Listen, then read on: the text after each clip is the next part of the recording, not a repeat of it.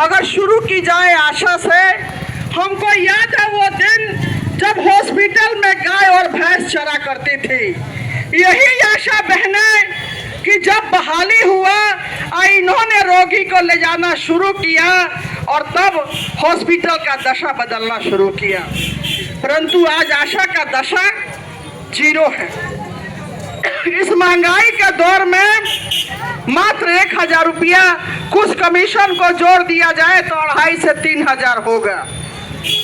और ये आशा सर्दी गर्मी बरसात और पेट में एक दिन का बच्चा हो तब से लेकर और जब तक कि बच्चा 5 साल 6 साल का नहीं हो जाता है उनका देख रेख करते हैं। और भी कई तरह की बीमारी है उसकी जांच करते हैं। परंतु उस आशा को ये हालात है। और ये आशा जब 32 दिन की हड़ताल की थी तो जब महिलाओं की बात करते हैं नीतीश जी, जो आशा लोगों से समझौता किए 23 में आज तक लागू नहीं हुआ। क्यों नीतीश कुमार, कैसा क्यों? ये जो हमारी रसोई बहनें हैं जो बच्चों को खाना बना के खिलाती है दोपहर में, वो बर्तन मांजने से लेकर बड़ा बड़ा हांडा उठाना, खाना बनाना और बच्चों को खिलाना टोटल काम करती है। इस महंगाई के दौर में 1650 रुपया इनको मिलता है, वो भी साल भर में 10 महीने का। और यहाँ तो और भी हद हो जाता है कि ये भी 1650 हमेशा नहीं आता है। और हेड मास्टर लोग अपना ही रुआब में रहते हैं।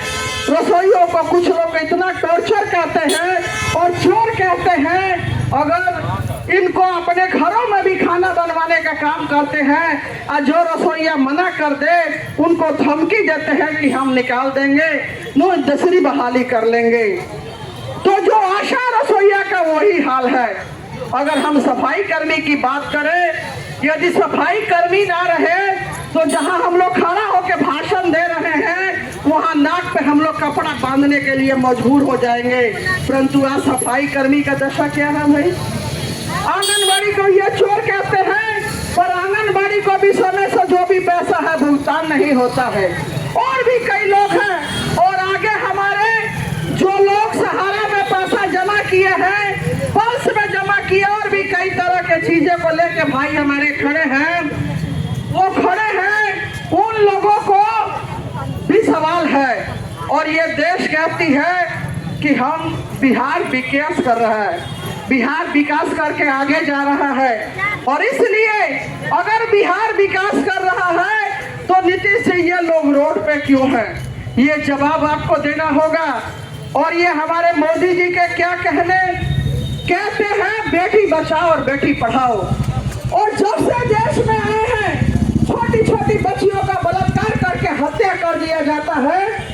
और ये बेटियों को नहीं बचाते हैं, बलात्कारियों को बचाने का काम करते हैं। वो आशा राम हो, वो राम रहीम हो, वो पता नहीं अनगिनत नाम है जो अगर गिनती गिनेंगे तो ज्यादा जो समय है कम पड़ जाएगा।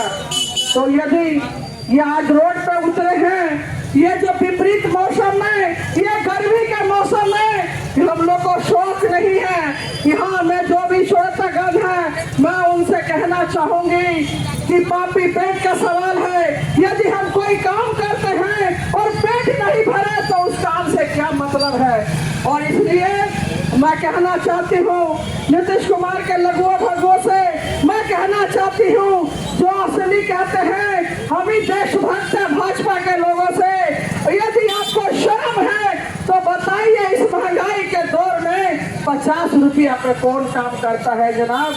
हम लोग अगर शादी ब्याह में खाना बनाने के लिए हम लोग रखते हैं खाना बनाने के महिलाओं को तो एक दिन का 500 और 600 रुपया लेती हैं और साथ ही साथ अलग से भी कुछ लेती हैं। और इनका दशा क्या है, लाखों की तादाद में है।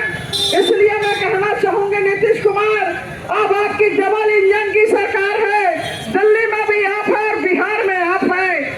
अगर आप इनका अनदेखा करते हैं तो ये महिलाएं चुप नहीं बैठेंगी।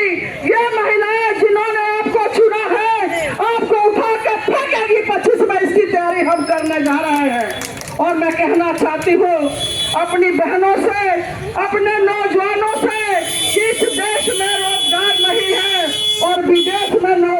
जाते हैं तो बिना पासपोर्ट इंक्वायरी में बिना पैसा का दरोगा पासपोर्ट इंक्वायरी नहीं करता है। कैसा देश है जहां हमको रोजगार नहीं मिलता है, जहां महिलाओं को मान सम्मान नहीं मिलता है, जहां रोजी रोटी के लिए विदेशों में जाना पड़ता है, अपना बिहार में काम नहीं मिलता है। कभी भी कहते हैं बिहार तो विकास कर रहा है, जहां आज भी 95 लाख लोग इसके जनगणना में साबित हो गए हैं कि 6000 रुपये महीना पे जिंदा है।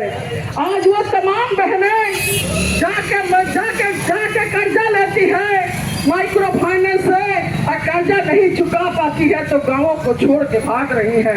ये कैसा बिहार है? इसलिए मैं इतना कहना चाहूंगी तमाम लोगों से, अगर मुझे रोटी ना मिले, मुझे कपड़ा ना मिले, मेरे बच्चों का शिक्षा ना मिले, मेरे पढ़े हुए बच्चों को रोजगार ना मिले, और जो लोग रोजगार कर रहे हैं न्यूनतम मजदूरी ना मिले, ऐसी सरकार से क्या सरकार है? ऐसी सरकार को 25 में हटा कर फेंकना होगा। और इसकी तैयारी हम लोग को 9 जुलाई का जो हड़ताल है, मैं आप लोगों से कहना चाहूंगी 9 जुलाई की हड़ताल हम सब की हड़ताल है। जो भी स्कीम वर्कर है, आशा, रसोईया, आंगनबाड़ी, सफाई कर्मी, कंप्यूटर ऑपरेटर से लेके और भी बहुत सारे सवाल हैं, उनको लेके उतरेंगे 9 जुलाई को। आप भी आइएगा।